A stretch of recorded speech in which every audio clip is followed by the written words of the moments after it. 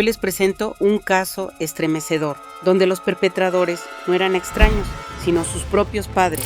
Un chico de 15 años sufrió días terribles, hambre, aislamiento y encerrado en un sótano oscuro y frío.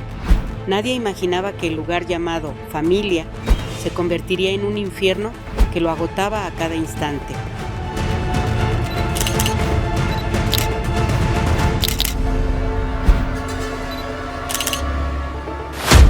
La película narra la historia real del brutal caso de Alexandru Gabriel Radita, que conmocionó a todo el país.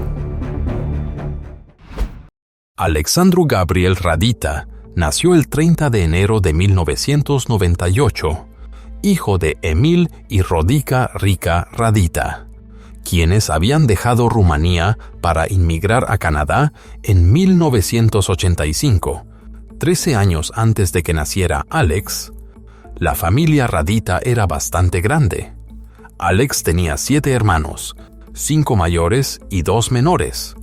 Otra hermana, nacida en 1990, había fallecido a tan solo 3 años y medio, dejando una profunda tristeza dentro de la familia.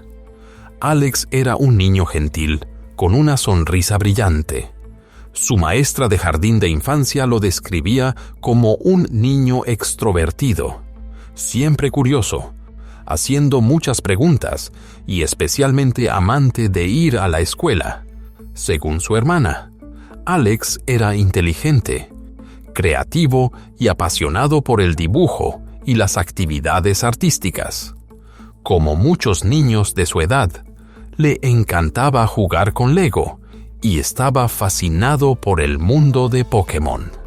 Sin embargo, la salud de Alex comenzó a mostrar algunos problemas desde muy joven. Ya saben, apenas un mes y medio antes de su tercer cumpleaños. En la noche del 13 de diciembre de 2000, tuvo que ser llevado de urgencia al hospital tras una crisis médica. Alex fue llevado a la sala de emergencias del Hospital Memorial Surrey en Columbia Británica con fiebre alta y agotamiento. Sufría de dolor abdominal, vómitos constantes y sed extrema. Los doctores también notaron círculos oscuros bajo sus ojos y un cambio en su nivel de conciencia. No completamente inconsciente, pero claramente letárgico, desenfocado y confundido. Y entonces, el pediatra de guardia esa noche, el doctor White, notó inmediatamente un detalle inusual. El aliento de Alex tenía un olor frutal distintivo. Oh, esto definitivamente no era una buena señal, porque ese es un síntoma clásico de cetonas en la sangre. Los resultados de las pruebas confirmaron rápidamente lo que sospechaba. Alex tenía diabetes tipo 1. Para comprender completamente la historia de Alex, es importante conocer la diabetes tipo 1. Ya saben, muchas personas están más familiarizadas con la diabetes tipo 2, la que a menudo se asocia con la obesidad. En la tipo 2, el cuerpo todavía produce insulina, pero no puede usarla eficazmente. Por eso generalmente se observa en adultos y a menudo puede ser manejada mediante dieta, ejercicio o diferentes tipos de medicación. Pero la diabetes tipo 1 es una historia completamente diferente. Puede causar síntomas similares, pero la condición en sí es mucho más seria. En la tipo 1, más común en niños y adolescentes, el cuerpo casi pierde por completo la capacidad de producir insulina. Y aquí está el problema. Solo existe una forma de tratamiento. Los pacientes deben recibir insulina desde fuera del cuerpo, a través de inyecciones, plumas de insulina, agujas o incluso bombas de insulina modernas. La diabetes tipo 1 nunca desaparece. Oh sí, no hay cura. Quienes la padecen deben inyectarse insulina cada día durante el resto de sus vidas. la insulina. De hecho, es una hormona que permite al cuerpo usar la glucosa de los alimentos y convertirla en energía. Se puede pensar de esta manera: la insulina es como la llave que abre la puerta a la energía. En un cuerpo sano, el páncreas ajusta automáticamente los niveles de insulina después de cada comida o durante la actividad física, permitiendo un fácil acceso a la glucosa almacenada necesaria para la energía. Pero, para alguien con diabetes tipo 1, si come normalmente sin insulina, es decir, sin la llave para desbloquearla, esa glucosa queda atrapada en el torrente sanguíneo. Como resultado, los niveles de azúcar en la sangre aumentan, obligando a los riñones a trabajar en exceso para eliminar el exceso. Cuando el cuerpo no puede usar la glucosa para obtener energía, se ve obligado a quemar grasa en su lugar. Y aquí es donde radica el peligro. Este proceso crea ácidos en la sangre llamados cetonas. Esas cetonas son las que dieron al aliento de Alex ese olor frutal, la misma señal que el doctor White reconoció de inmediato. Esta condición se llama cetoacidosis diabética. En pocas palabras, es cuando el cuerpo empieza a envenenarse a sí mismo, y los síntomas se vuelven muy claros: náuseas, vómitos, fatiga extrema, progresando rápidamente a coma, shock, eventualmente la muerte. La triste verdad es, con el tratamiento adecuado, los niños con diabetes tipo 1 pueden vivir vidas largas y saludables. Pero sin él, la muerte es casi inevitable. Antes de que se descubriera la insulina en 1922, la mayoría de los bebés diagnosticados con esta enfermedad no sobrevivían su primer año de vida. En aquel entonces, los doctores solo podían confiar en dietas estrictas para retrasar las complicaciones. Esto podía ayudar a prevenir la cetoacidosis, pero también significaba que el niño ya no tenía suficiente energía para moverse, crecer o incluso luchar contra otras enfermedades. Y entonces, el doctor White se sentó con Rika, explicándole que Alex tenía diabetes tipo 1, qué era la enfermedad y qué tipo de tratamiento necesitaría el niño. Sin embargo, Rika insistió en que el diagnóstico era incorrecto. Afirmó firmemente que ella y Dios demostrarían que todos los doctores estaban equivocados. Era difícil de creer, porque para el doctor White, esta reacción era extremadamente inusual. En lugar de preocuparse por la salud de su hijo, Rika se centró en desafiar el diagnóstico.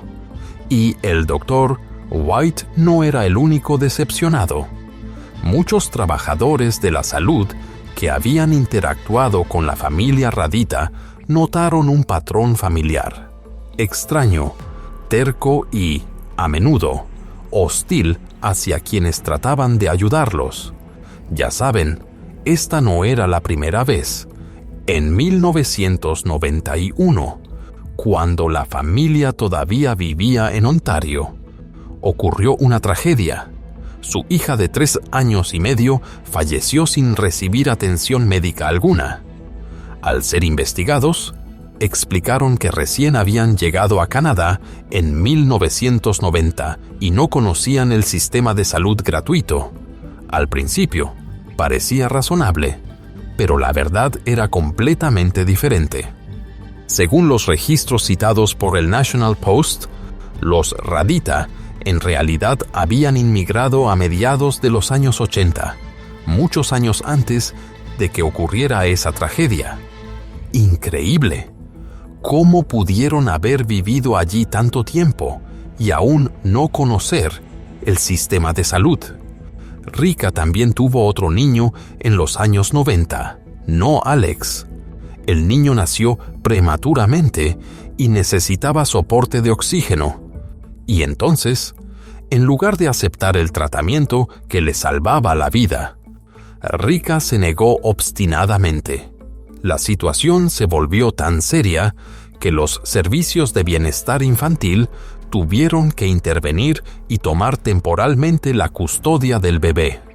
Cuando el niño tenía aproximadamente 5 años y medio, apareció otro problema: un trastorno convulsivo. Una vez más, el doctor recomendó medicación anticonvulsiva recetada. Una vez más, Rika se negó rotundamente. Increíble. La situación llegó al punto en que los trabajadores sociales tuvieron que sacar al niño del hogar. Solo fue devuelto después de que la familia Radita prometiera seguir el plan de tratamiento. Pero ya saben, ese cumplimiento nunca duró.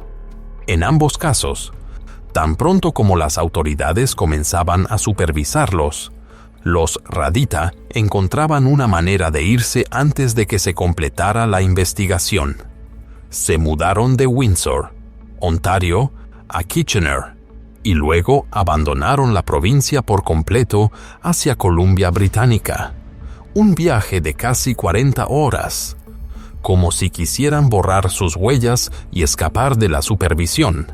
Debido a que cada provincia en Canadá funciona como su propia jurisdicción, no existía un sistema efectivo para rastrear a las familias que se mudaban a otro lugar. Y ya saben, eso significaba que cuando los Radita dejaron Ontario por Columbia Británica, nadie en el sistema de salud de Beke sabía que habían rechazado repetidamente el consejo médico en el pasado. Después de que la condición de Alex se estabilizó en la sala de emergencias de Surrey, fue trasladado a la unidad de cuidados intensivos del Hospital de Niños de Beaupré. Esta instalación tenía muchos más recursos, un equipo de doctores, enfermeras e incluso una clínica especializada diseñada para enseñar a los padres cómo cuidar a los niños con diabetes. El 14 de diciembre de 2000, Alex fue ingresado allí, y entonces, su nuevo pediatra, el doctor Daniel Meir, confirmó rápidamente el diagnóstico.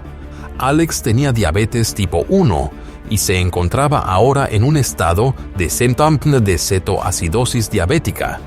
Todo esto se mostraba claramente a través de los resultados de las pruebas. Pero lo que más preocupaba al doctor no eran solo los niveles de azúcar en la sangre. Increíble.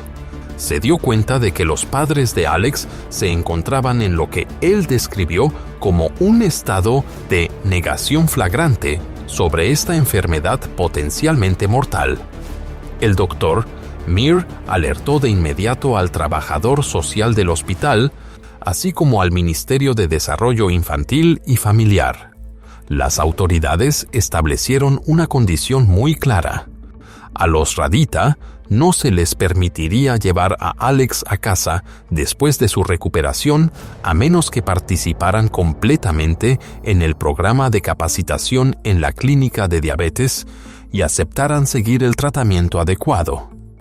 En el Hospital de Niños de BCCH, Rika y Emil debían comenzar desde el principio. Aprender cómo revisar los niveles de azúcar en la sangre de Alex, registrar las lecturas diarias, planificar una dieta saludable, calcular la dosis de insulina necesaria según sus comidas y, lo más importante, administrar ellos mismos las inyecciones de insulina. También tenían que aprender a reconocer señales de peligro para responder a tiempo. También se les proporcionó un número de línea directa, disponible 24 horas al día, 7 días a la semana. En caso de que alguna vez se sintieran confundidos o necesitaran preguntar algo sobre el cuidado de Alex, en otras palabras, ya no había ninguna excusa. El tratamiento adecuado debía realizarse de manera constante todos los días. En el caso de Alex, el régimen era claro. necesitaba revisar sus niveles de glucosa al menos 4 veces al día y recibir inyecciones de insulina al menos 3 veces al día. Para eliminar cualquier barrera, la clínica incluso proporcionaba todos los suministros necesarios para la diabetes de forma gratuita, incluyendo la insulina misma. El 22 de diciembre de 2000, Alex fue dado de alta y regresó al cuidado de sus padres. El gobierno de BOC organizó que una enfermera lo visitara 2 veces al día, y la familia debía mantener citas regulares con el Dr. Mir. Pero luego, apenas unos meses después, en febrero de 2001, el Dr. Mir comenzó a sospechar que algo estaba mal. Notó algo extraño en el registro de azúcar en sangre que los padres de Alex habían presentado. Honestamente, todos los números parecían perfectos, completamente normales, pero no coincidían con la realidad de que Alex estaba perdiendo una cantidad significativa de peso. Para verificar, el Dr. Mir pidió a la enfermera que lo midiera directamente, y justo como sospechaba, los niveles de azúcar en sangre subían y bajaban bruscamente en cuestión de minutos, algo médicamente imposible. La verdad era que la familia Radita no había estado midiendo la sangre de Alex en absoluto. Estaban usando sangre de otro miembro de la familia que no tenía diabetes. Vaya, esto no solo era engañoso, ponía a Alex en un peligro severo. El niño podría haber caído en otro episodio de cetoacidosis diabética en cualquier momento. La situación era tan grave que el Dr. Mir lo reportó de inmediato al ministerio y recomendó que Alex fuera removido del cuidado de sus padres. ¿Y cómo respondió la familia Radita? Contraatacaron acusando al Dr. Mir de intimidación, afirmando que no habían recibido entrenamiento suficiente, como si uno necesitara un curso avanzado para entender que una muestra de sangre para análisis debía provenir del propio niño enfermo, no de otro miembro de la familia. Alex fue nuevamente ingresado en el Hospital Memorial Surrey para recuperarse después de ese alarmante caso de mala gestión. Se ordenó a los Radita completar un curso adicional de capacitación sobre diabetes. Y entonces, en lugar de ser removido de sus padres, Alex fue devuelto a ellos, esta vez bajo la supervisión del Dr. White, el mismo doctor que lo había diagnosticado por primera vez en la sala de emergencias. Desde abril hasta septiembre de 2001, Alex tuvo un total de 11 citas con el Dr. White. Al principio, el calendario era frecuente, visitas semanales, luego reducidas a cada 2 semanas y, finalmente, a chequeos mensuales en junio, julio, agosto y septiembre. Durante este periodo, los Radita comenzaron a mostrar una estrategia familiar: cumplir lo justo para evitar sospechas. Tanto Emil como Rika asistieron a la mayoría de las citas, dando la impresión de que estaban cooperando. El Dr. White se mantuvo cauteloso. Notó que en ocasiones Alex se veía pálido, frío y enfermo, pero, en general, el niño había ganado aproximadamente 12 libras, alcanzando 44 libras, un peso casi ideal para un niño de casi 4 años. Eso demostraba que, al menos durante este periodo, la familia le había estado administrando insulina. Durante la cita del 18 de septiembre, el Dr. White volvió a enfatizar una regla no negociable. Los Radita no debían reducir la dosis de insulina de Alex sin indicación médica. La visita del 18 de septiembre de 2001 se convertiría en la última vez que Alex vería a un doctor durante muchos años. Según el doctor White, él normalmente seguía a los pacientes solo por un periodo corto, mientras los padres todavía se acostumbraban a la rutina de cuidados. Y no se dio cuenta de que Alex y sus padres habían dejado de asistir a las citas en silencio. Trágicamente, esa falta de supervisión volvió a colocar a Alex en un peligro extremo.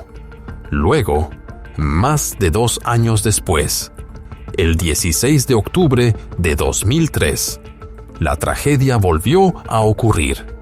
Mientras el doctor White estaba de guardia, Alex fue llevado al Hospital Memorial Surrey en ambulancia, en lugar de cetoacidosis diabética como antes. Alex fue ingresado en la etapa final de fallo multiorgánico, desnutrición severa e hipoglucemia. Estaba inconsciente, apenas respiraba y al borde de la muerte. Durante la resucitación, el doctor White incluso encontró un trozo de salchicha atorado en la garganta del niño. Y más allá de esa emergencia inmediata, el cuerpo de Alex estaba ahora luchando contra una realidad mucho más aterradora. Su cuerpo había estado bajo un estrés extremo debido al abandono prolongado. El cuerpo de Alex estaba gravemente deteriorado. Su corazón comenzó a debilitarse. Sus ojos se veían exhaustos, su abdomen mostraba hinchazón inusual y su salud general se había deteriorado claramente. Alex no podía levantar la cabeza, los brazos ni las piernas. Apenas podía hablar, solo susurraba unas pocas palabras a la vez. Los registros médicos también señalaron daños dentales significativos.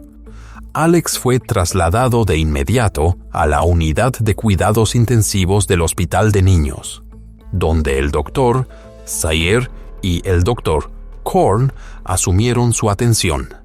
El doctor Korn describió la condición del niño como extremadamente grave, mostrando signos visibles de deficiencia nutricional prolongada y debilidad crítica. Los doctores observaron signos de hinchazón severa y complicaciones internas, pero no se detuvo ahí. También se encontró que Alex tenía acumulación de líquido alrededor de sus pulmones y corazón. Su hígado estaba anormalmente agrandado. Los doctores descubrieron una masa detrás de su estómago, más tarde identificada como un pseudoquiste pancreático. Los análisis de sangre revelaron niveles de proteína extremadamente bajos, lo que explicaba la hinchazón generalizada en todo su cuerpo. Los informes médicos mostraron que Alex tenía anemia severa, con niveles inusualmente bajos, un número extremadamente peligroso para un niño de su edad, y presentaba signos evidentes de debilidad y fatiga. Además, los riñones de Alex estaban levemente agrandados, probablemente debido a una deshidratación severa que causaba tensión en los órganos. Los doctores explicaron que su mala nutrición a largo plazo había debilitado seriamente su sistema inmunológico, dificultándole combatir las enfermedades. Los registros médicos indicaban múltiples problemas de salud graves sin tratar. Es escalofriante escucharlo. El doctor Seir admitió que nunca había visto un caso tan extremo de negligencia médica en toda su carrera. En realidad, los doctores dijeron más tarde que su condición ya estaba más allá de la recuperación cuando llegó. Pero en lugar de cooperar, Rika estaba ocupada, contando historias. A un doctor le dijo que Alex solo había estado enfermo durante una semana. A otro, de repente se convirtió en 2 semanas. Luego culpó a la insulina, alegando que le causaba un sarpullido, así que tenía que cambiar la dosis. Después de eso, insistió en que Alex solo tenía gripe. Vaya, parecía diferentes versiones de un cuento de hadas, excepto que ninguna coincidía con la aterradora verdad de la condición de Alex. Cuando el doctor Korn le preguntó directamente, ¿realmente entiende que su hijo tiene diabetes? Rika permaneció en silencio, negándose a responder. Los doctores describieron la condición de Alex con un término médico: kwashiorkor, un trastorno severo de desnutrición proteica que generalmente se observa en niños de regiones afectadas por hambrunas. Provoca que el cuerpo se hinche anormalmente mientras los brazos y las piernas permanecen delgados y frágiles. Y aquí está la verdad más aterradora. Si la familia Radita hubiera alimentado a Alex sin administrarle insulina, habría muerto de cetoacidosis diabética, como lo hizo durante su primera hospitalización en 2000, si no lo hubieran alimentado en absoluto. Alex habría muerto de hambre mucho antes. Esto sugería que el niño había sido mantenido en un estado prolongado de supervivencia, recibiendo cuidado mínimo durante un período extendido. Esto significa una realidad verdaderamente aterradora. Alex había recibido solo una cantidad limitada de insulina y nutrición durante meses, dejando su salud críticamente inestable, al menos 2, posiblemente incluso más tiempo. Sin embargo, después de solo un mes en el hospital, donde recibió nutrición adecuada e insulina, Alex logró una recuperación increíble, con verdadera energía. Su cuerpo combatió rápidamente muchas infecciones. La masa abdominal desapareció. Su peso regresó y Alex pudo caminar, hablar, reír y jugar como un niño normal. Posteriormente, Alex fue retirado de sus padres biológicos y colocado bajo el cuidado de la madre de crianza Vera Boyoko, a quien llamaba cariñosamente Abuela Vera. La propia Vera había vivido con diabetes tipo 1 durante más de 30 años y tenía una amplia experiencia en trabajo de bienestar infantil. En otras palabras, ella era la persona perfecta para darle a Alex una verdadera oportunidad de vida.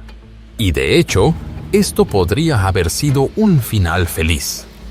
Alex y Vera iban juntos a la iglesia y tenían chequeos regulares con el doctor Mir para manejar su diabetes. Por primera vez, el niño asistió a la escuela y le encantó. Aprendió a pinchar su propio dedo y revisar sus niveles de azúcar en la sangre. Fuera de la escuela, Alex jugaba con la nieta de Vera, nadaba, tomaba fotos y disfrutaba de una infancia que nunca había conocido antes. Pero entonces, siempre había una nube oscura acechando. Los fines de semana, Alex todavía tenía visitas programadas con sus padres biológicos, y cada vez que regresaba de esas visitas, sus niveles de azúcar en la sangre se volvían inestables.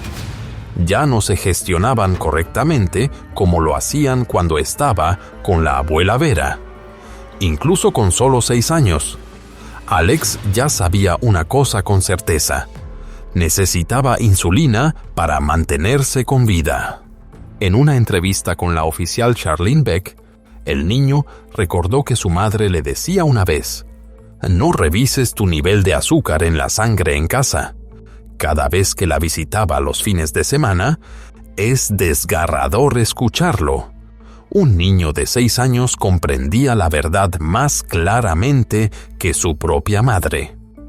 Además, todos los involucrados en el caso, doctores, la madre de crianza Vera Boyoko, la trabajadora social Patricia McDonald, la maestra de jardín de infancia Sandy Wong y la investigadora policial oficial Beck estaban de acuerdo en un punto: Alex debía permanecer con su madre de crianza. Allí, sus necesidades médicas se tomaban en serio y, lo más importante, estaba seguro. Esto se volvió aún más indignante cuando Patricia MacDonald señaló específicamente que la familia Radita se había mudado intencionalmente en 2 ocasiones para evitar la supervisión de los servicios de protección infantil. Pero al final, el juez Gary Cohen emitió un fallo impactante. Alex debía ser devuelto a Emil y Rika. Y aquí están las palabras exactas del juez Cohen. Han visto a su hijo casi morir. ¿Creen que eso no tendría ningún impacto? ¿Realmente harían algo tan tonto como retener la insulina otra vez?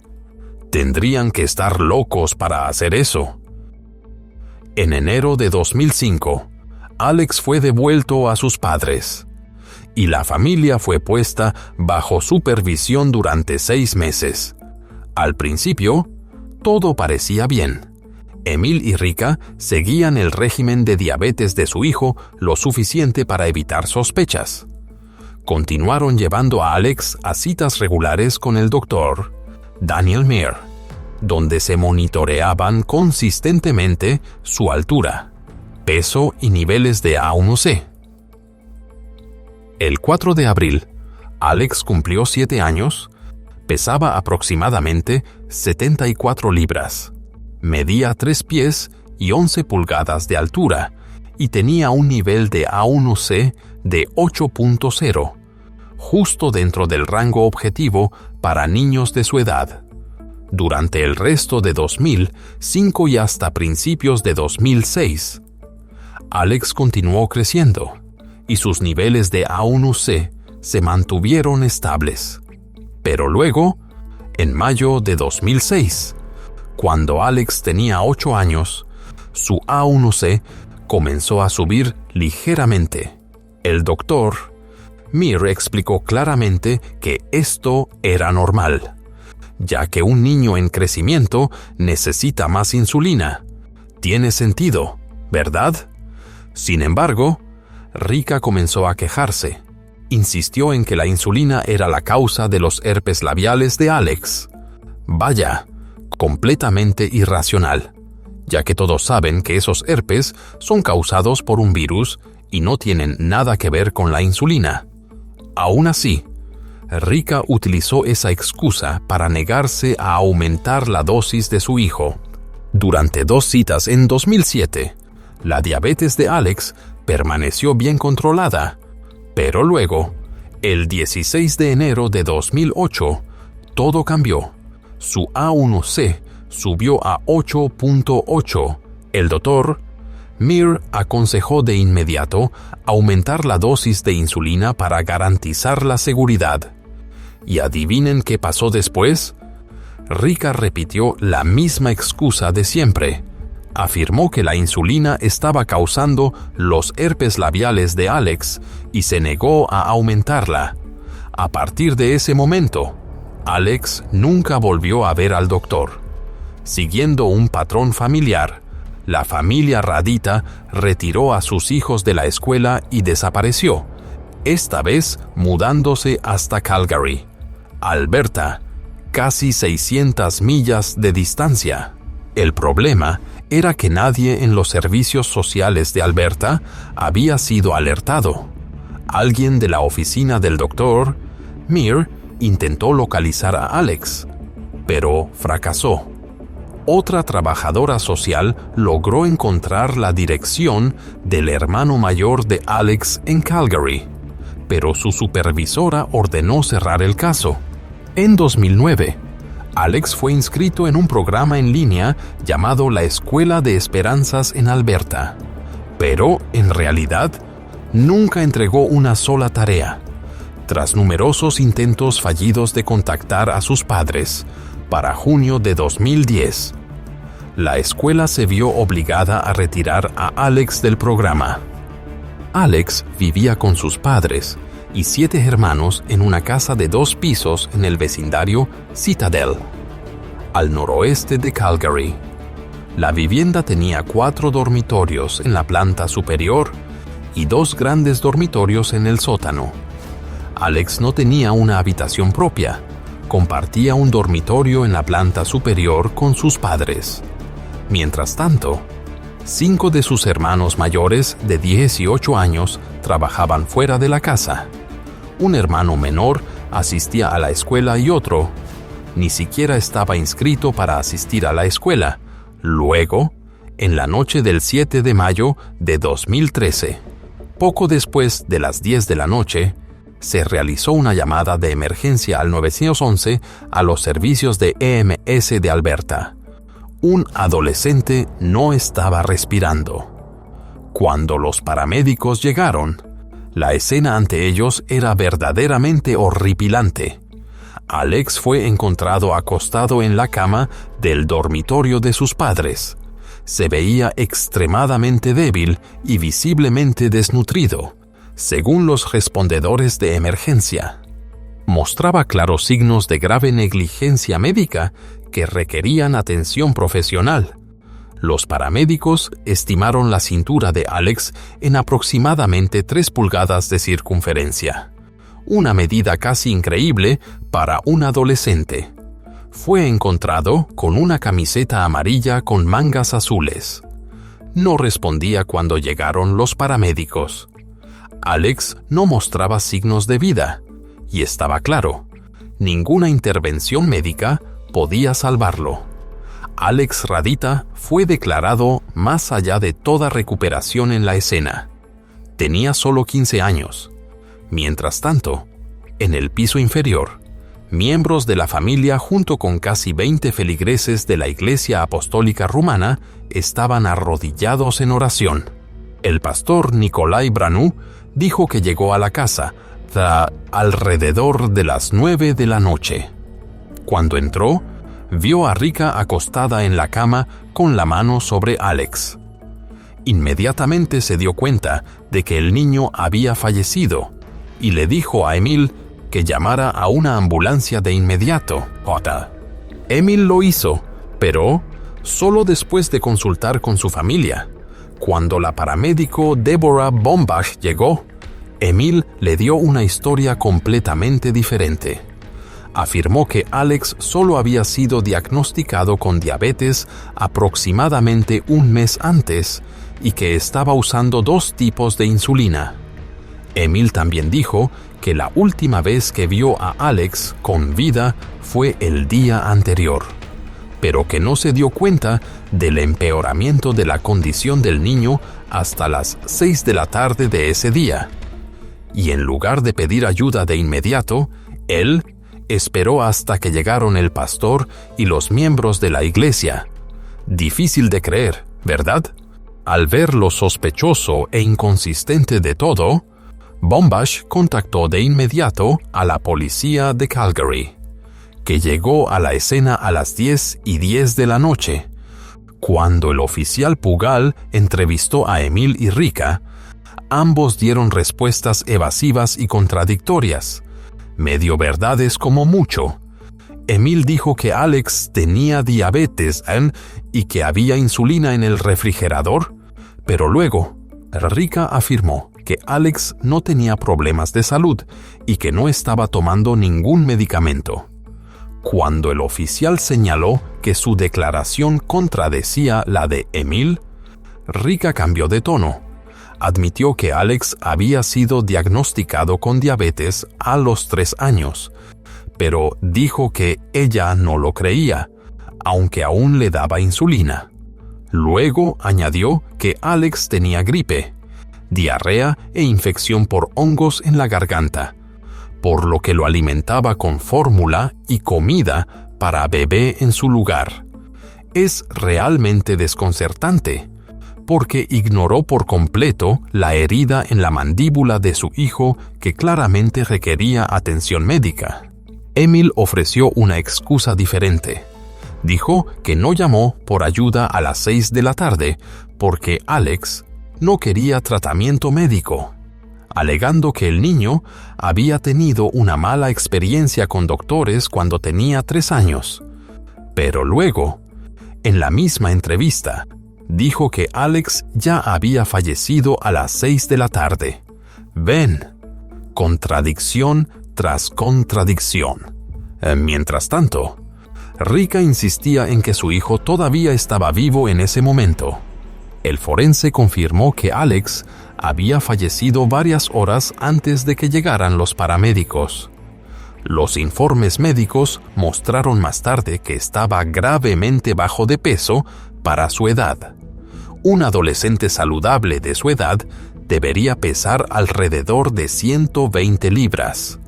De hecho, el peso de Alex había caído a niveles muy por debajo de lo saludable para su edad.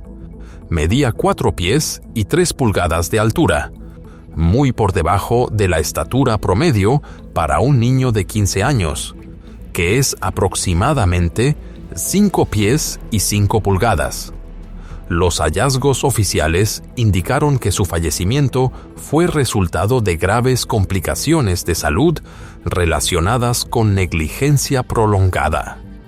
La autopsia también confirmó que Alex tenía diabetes tipo 1, algo que, curiosamente, solo Rika no creía.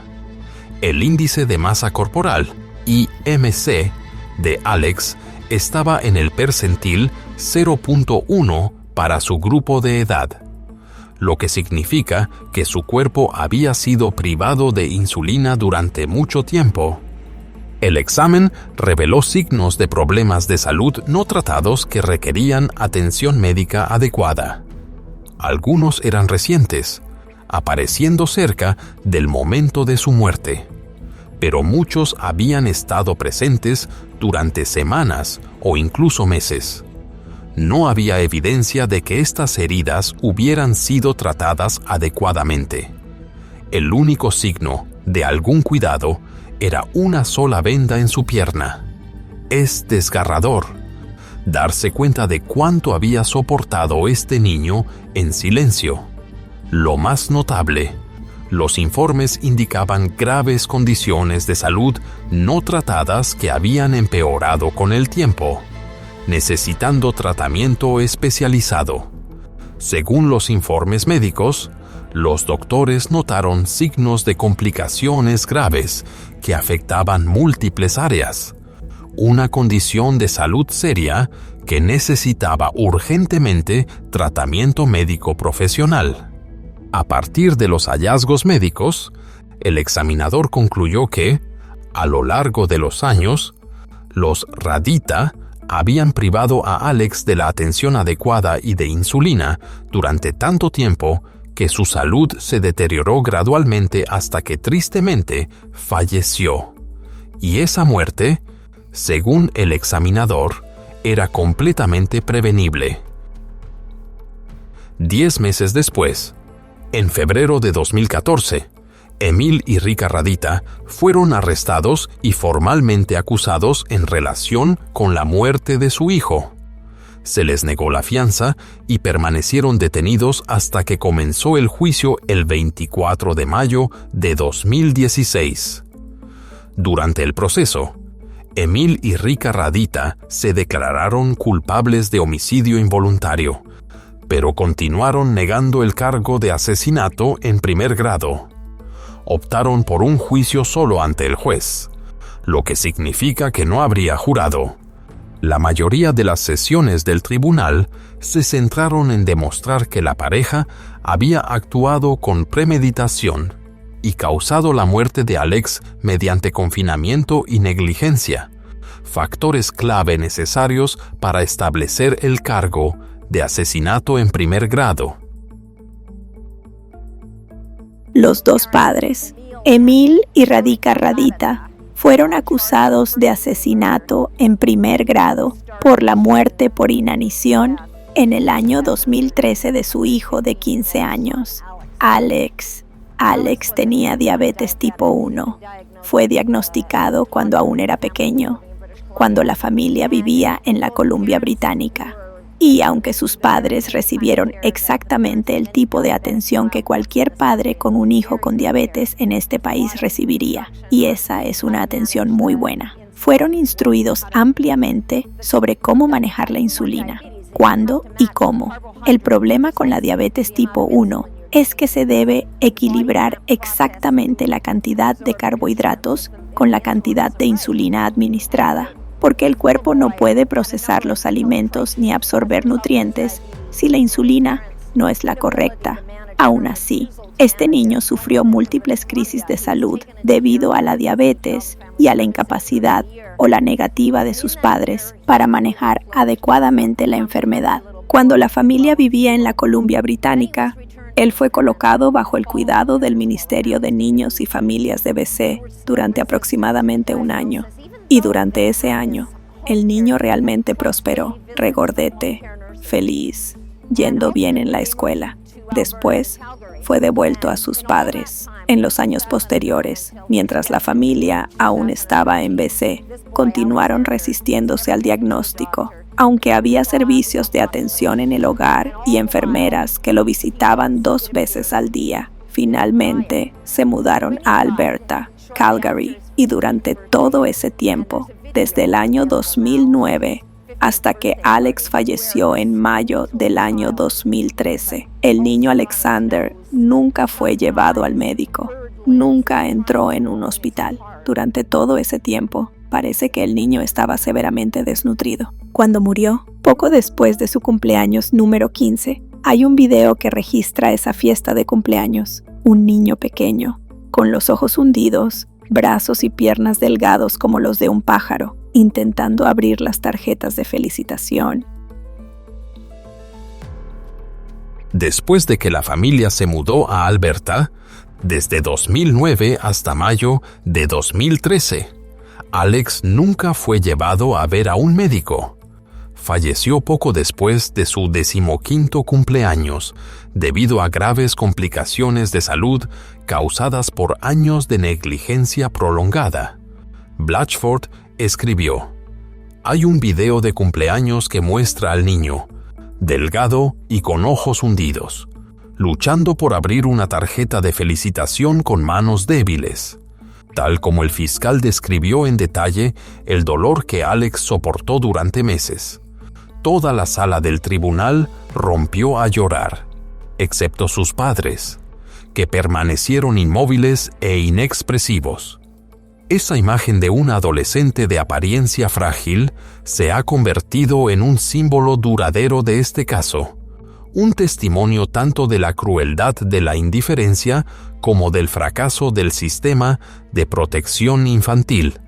El testimonio en el tribunal fue, en ocasiones, tan horripilante que muchas personas presentes, incluida la jueza Karen Hedder, rompieron en llanto. Fue desgarrador. Sin embargo, dentro de la sala del tribunal, Emil y Rika permanecían inmóviles, inexpresivos, aparentemente desconectados de la brutal verdad que se revelaba. El juicio también descubrió un detalle escalofriante. Rika había afirmado que Alex había muerto y luego fue resucitado por Dios en la mañana del 7 de mayo. La noticia de esta resurrección se difundió en su comunidad religiosa, lo que llevó a los miembros a reunirse y rezar en la casa ese día. Para todos los demás, Alex claramente parecía fallecido, pero Rika insistía en que todavía estaba vivo porque lo vio parpadear y evacuar. Vaya, realmente increíble. Los expertos explicaron que, en realidad, Alex había estado muerto durante muchas horas. Lo que Rika presenció fueron simplemente reacciones post-mortem naturales que ella interpretó erróneamente como signos de vida, pero en su delirio los vio como signos de vida. Como parte de su defensa, la familia Radita presentó un video del 15º cumpleaños de Alex. En las imágenes, el niño aparecía alarmantemente frágil, luchando por abrir una tarjeta de cumpleaños y sacar un osito de peluche de una bolsa de regalos. A primera vista, era devastador de ver, a pesar de su condición demacrada. Alex forzó una pequeña sonrisa hacia la cámara. Los regalos que recibió parecían más apropiados para un niño de 6 o 7 años que para un adolescente de 15. El video se reprodujo justo cuando la hermana menor de Alex prestaba declaración para la defensa. Como era menor de edad, se identificó solo como A.R., mientras la pantalla mostraba a su hermano diciendo torpemente: «Gracias, A.R.», rompió a llorar allí mismo en el estrado de testigos. Durante el contrainterrogatorio, ella declaró que sus padres no creían en los médicos debido a su fe religiosa. A.R. explicó que era su madre quien cuidaba directamente de Alex, y cuando estaba enfermo, lo trataba con té y hierbas en lugar de medicación. Difícil de creer, ¿verdad?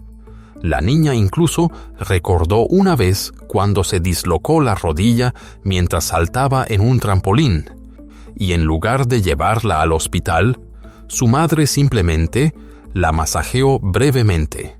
En su testimonio, el pastor de la Iglesia Apostólica Rumana confirmó que no creer en los médicos no formaba en absoluto parte de su fe, y nunca había sido enseñado por la Iglesia.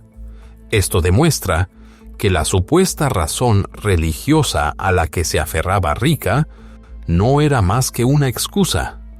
Cuando al doctor Seir, quien había tratado a Alex en BCSH, se le mostró una foto del niño a los 15 años, el día de su muerte, no pudo contener sus emociones y exclamó: «Dios mío».